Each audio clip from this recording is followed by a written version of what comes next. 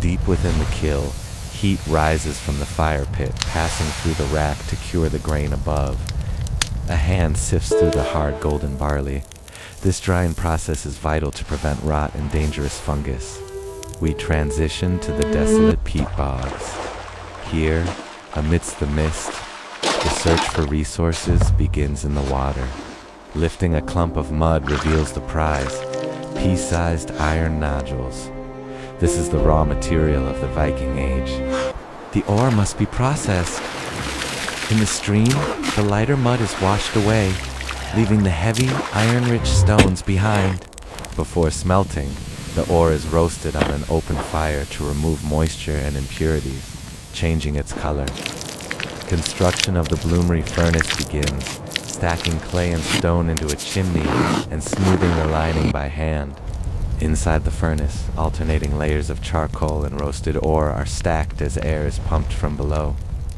The smelt requires rhythm and stamina. Bellows roar, driving the temperature up to 1200 degrees Celsius. At a molecular level, carbon monoxide strips oxygen from the iron oxide, leaving behind pure metal.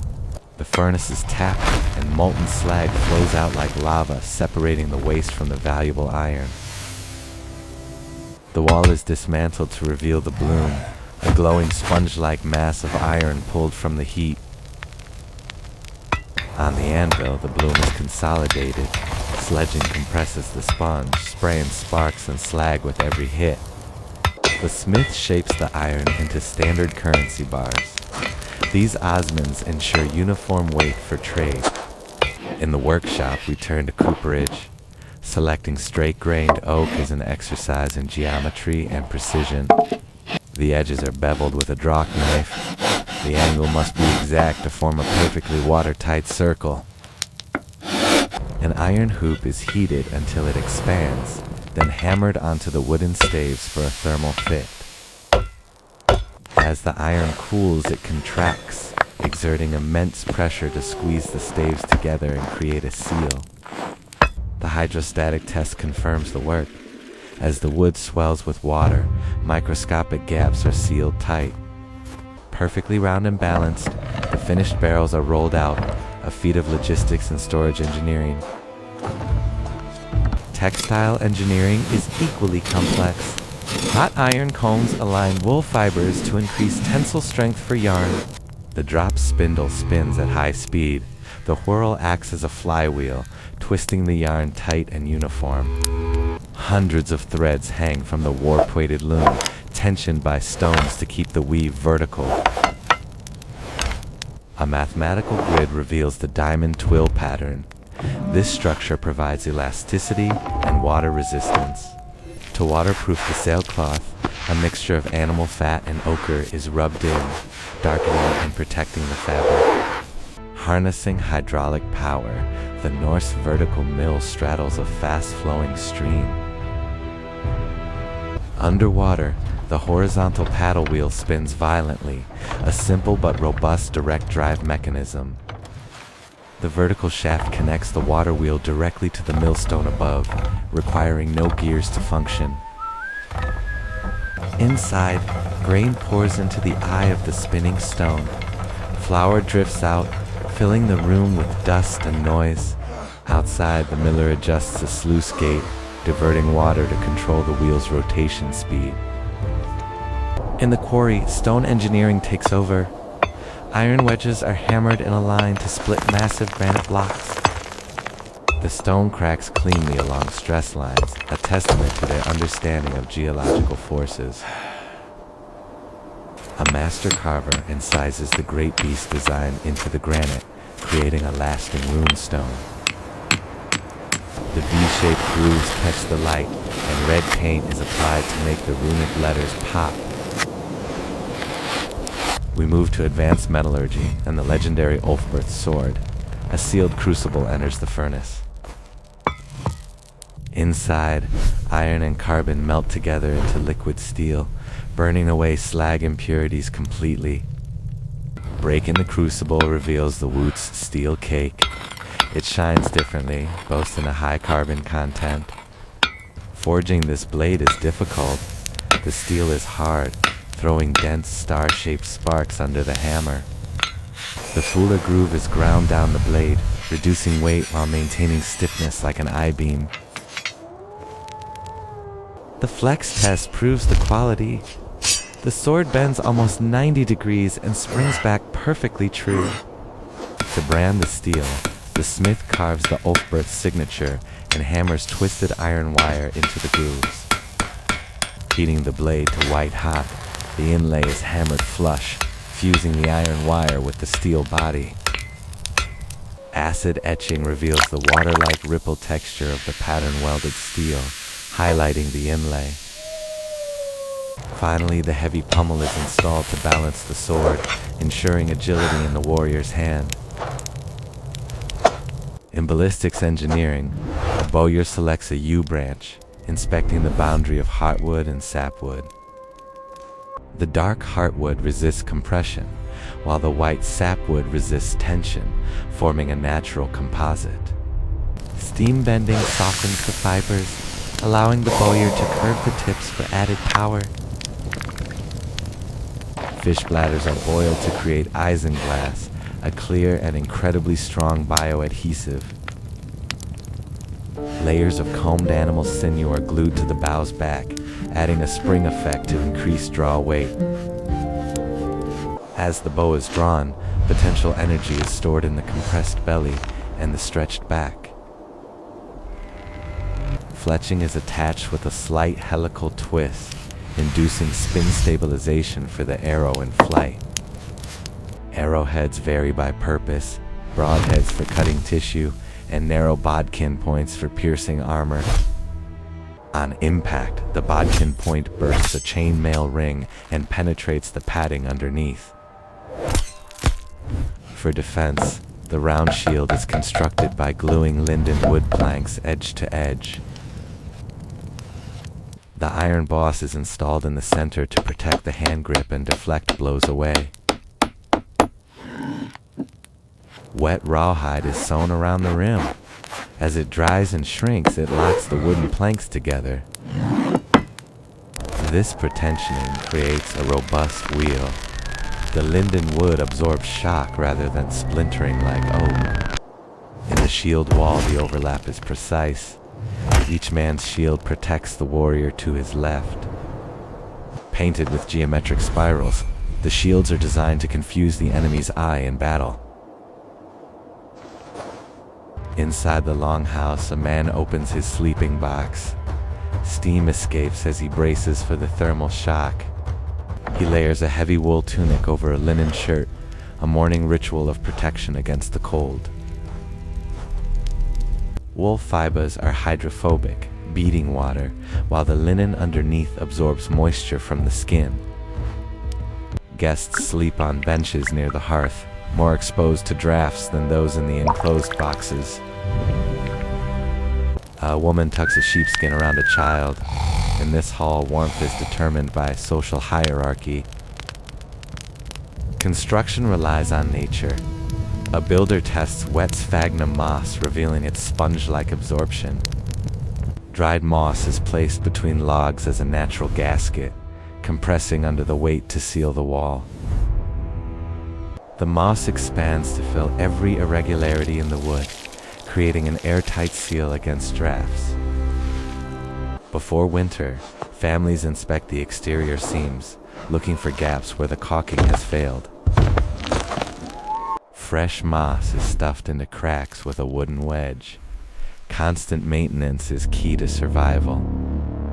Hot pine tar is applied over the moss. This black liquid seals the seam, making it waterproof. Builders mix clay, chopped straw, and manure in a pit, trampling it into a primitive concrete called daub. Hands grab the sticky, fibrous mixture. It holds its shape, ready to be plastered onto wattle walls. The mud is thrown hard against the branches. As it dries, the straw acts as reinforcement to prevent cracking. The dried wall is hard and textured like stone. A knock confirms its solid, durable structure. Whitewashed with lime, the finished interior reflects firelight, brightening the room and adding thermal mass. Extra daub is added to rounded interior corners, eliminating cold spots where walls intersect. The connection between log and clay is seamless. The house becomes a sealed, insulated unit. A double corner is constructed with moss layered between log ends, preventing cold air pockets. Some houses are earth-sheltered, built directly into hillsides to use the ground as a natural back wall. The turf roof blends seamlessly with the hill. Livestock can walk onto the roof without jumping. Inside, heavy wool tapestries hang from the walls, leaving a small gap to create a dead air space.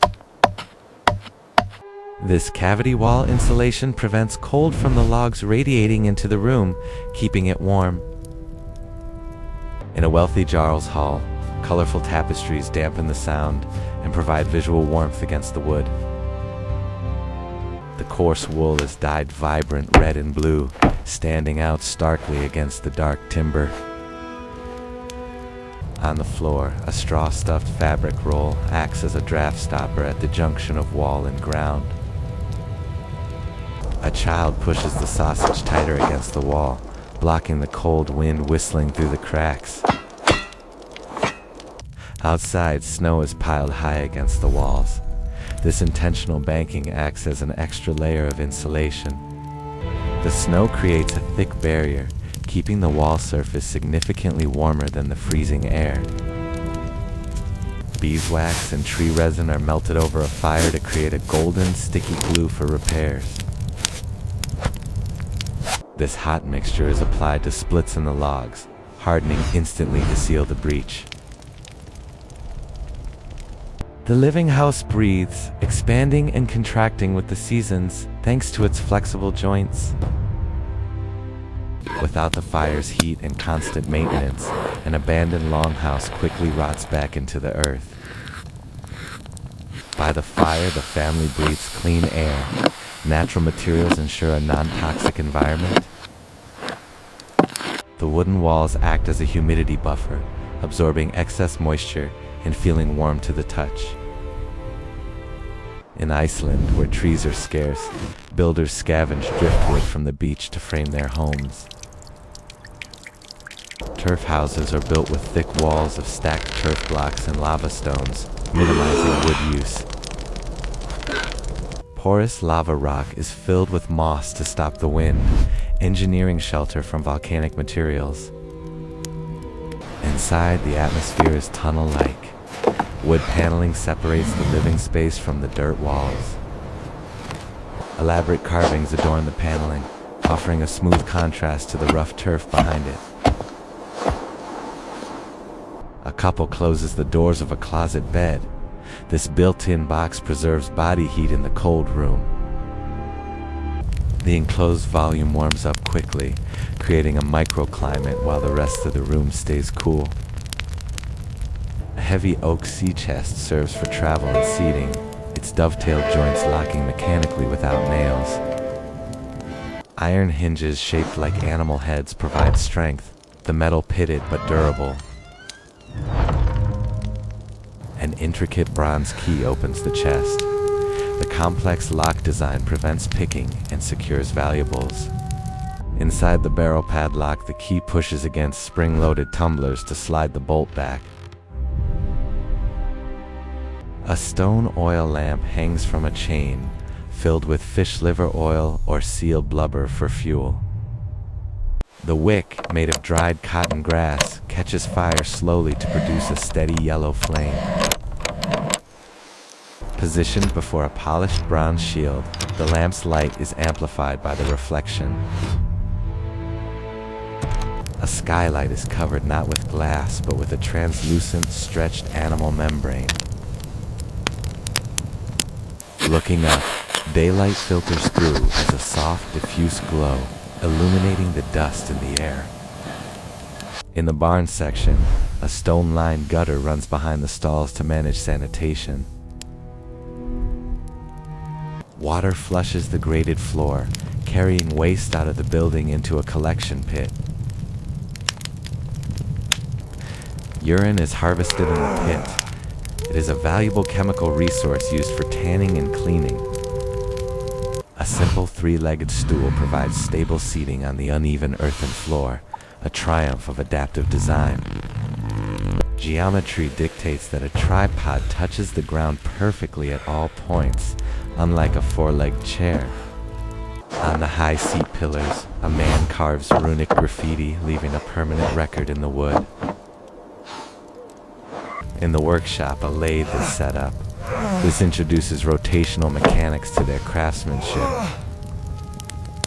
The craftsman operates the pole lathe with a foot treadle, spinning the workpiece back and forth. The chisel cuts only on the downstroke, shaving the wood with reciprocal motion engineering. The cord wraps around the wood. The pedal spins it one way, and the spring pole pulls it back. A finished wooden bowl is perfectly symmetrical, its wall thickness checked by the craftsman's fingers. For winter transport, large cargo sleds are built with runners made of durable compression wood. Joints are lashed with wet rawhide, allowing the sled to flex over uneven ice without breaking. Where a rigid sled would snap on impact, the flexible Viking design absorbs the shock. Iron crampons are fitted to horses' hooves, giving them sharp traction on the frozen ground. Bone skates are attached to leather boots, polished smooth for gliding across the ice. Skaters move rapidly, pushing with iron-tipped poles to haul goods efficiently in winter. In a whiteout, a sun shadow board helps travelers maintain their bearing against landmarks.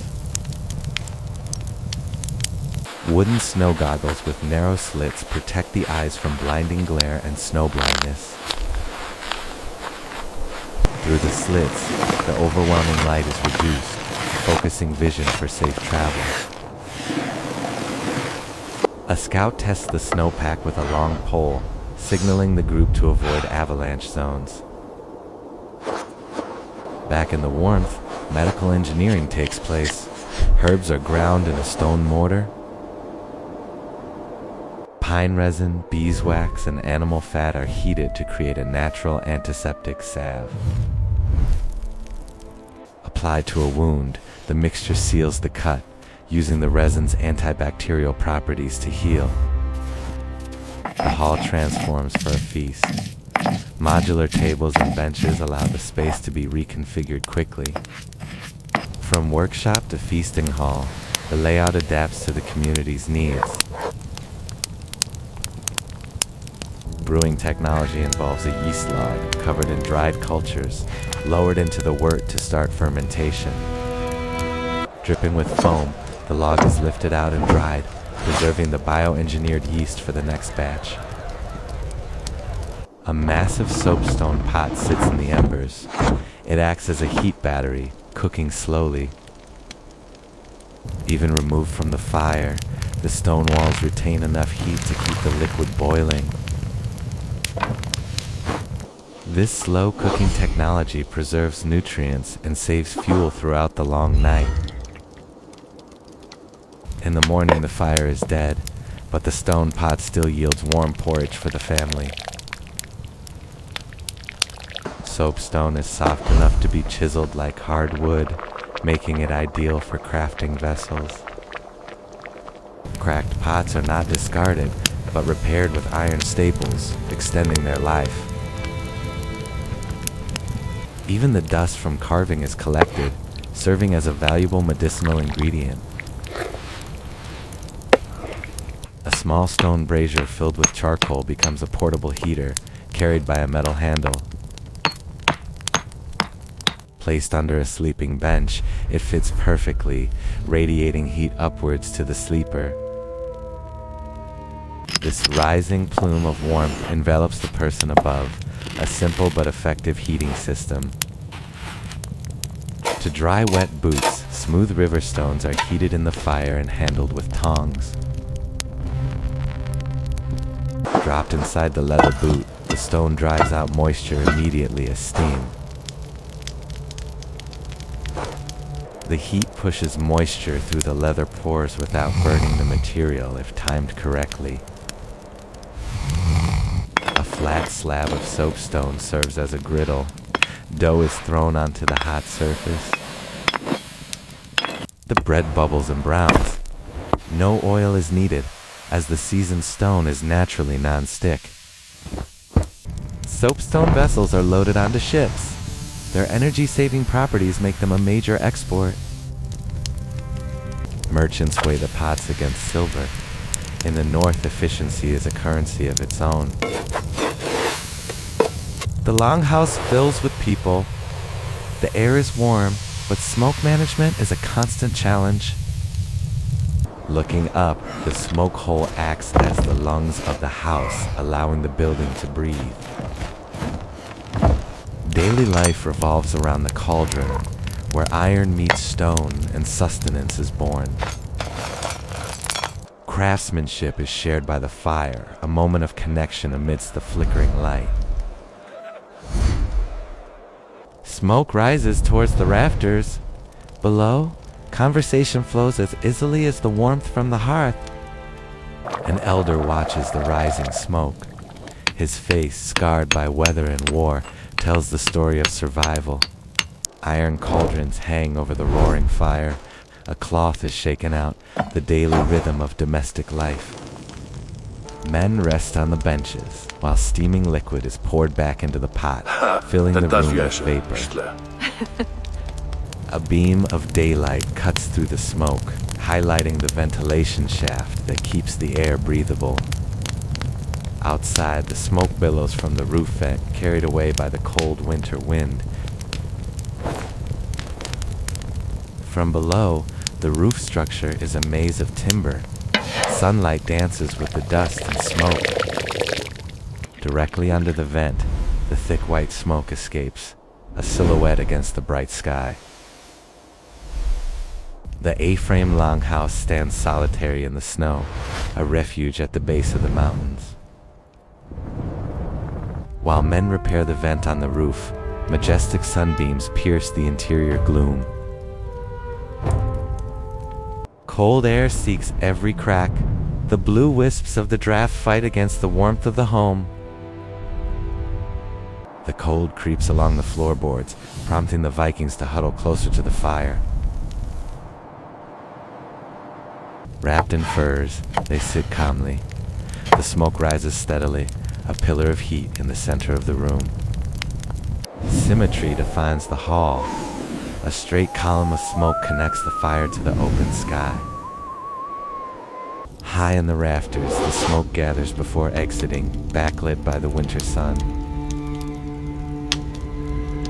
Using a long pole, a man adjusts the trapdoor in the ceiling to regulate the airflow.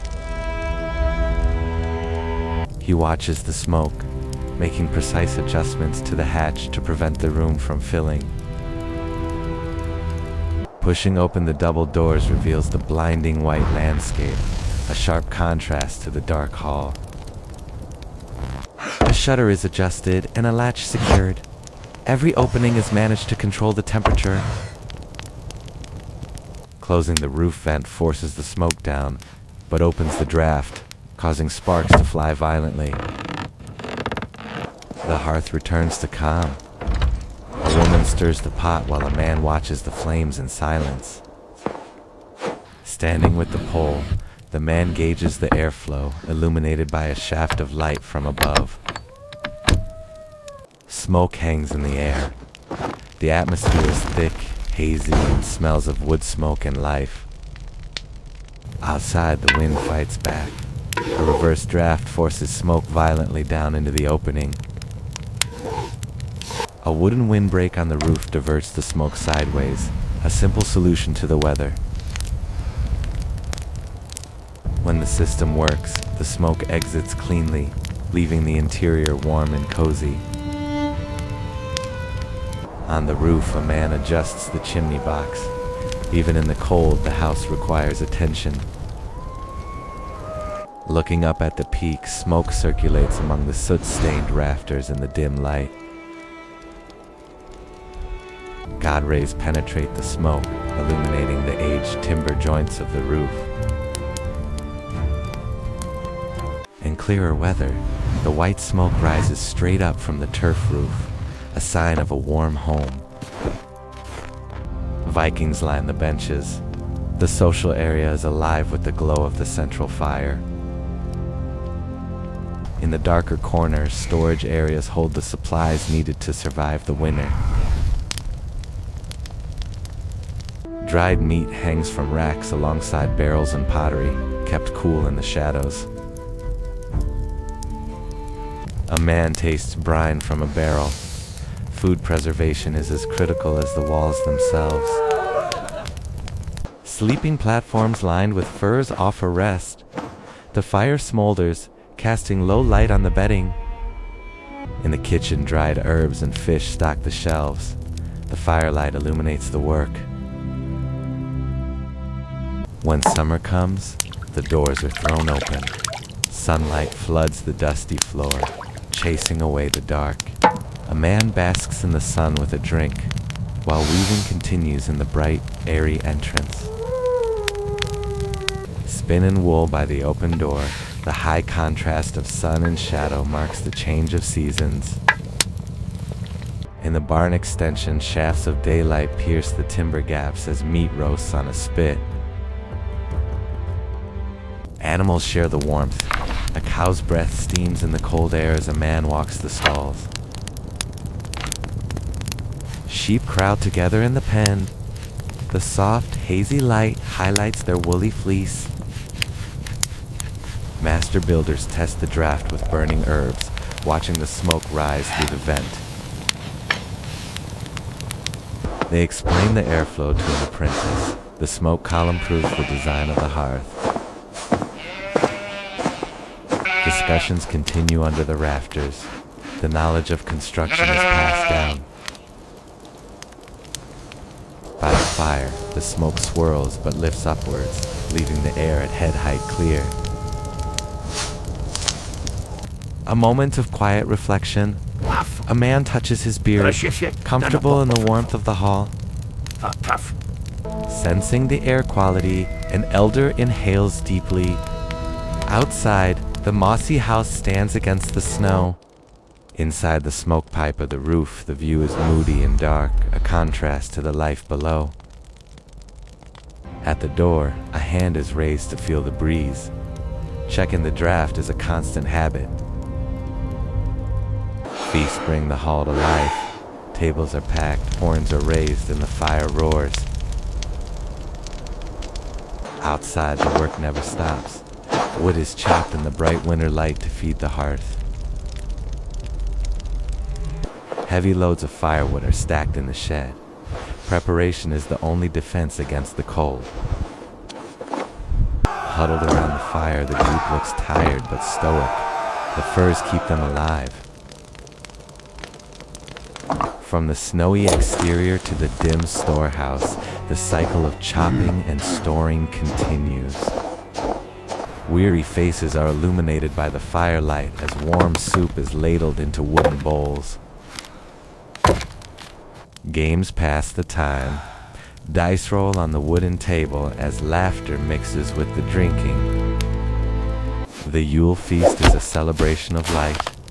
Meat is carved and toasts are made in the festive hall. A bearded man drinks heartily, backlit by the golden glow of the central fire.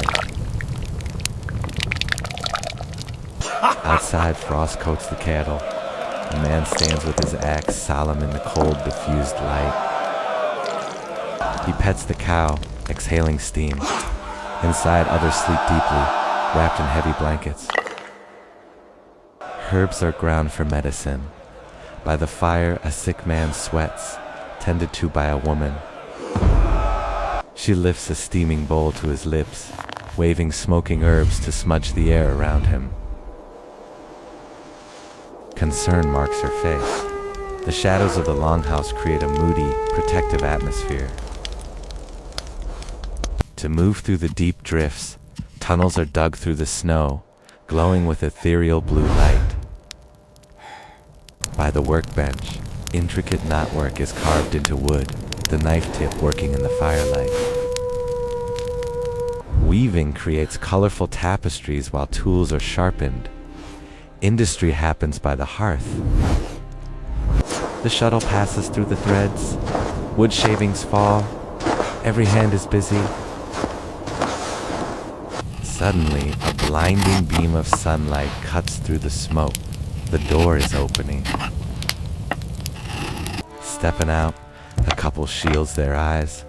They carry a baby into the intense white and gold light. The group walks out into the sunny, snow-covered landscape.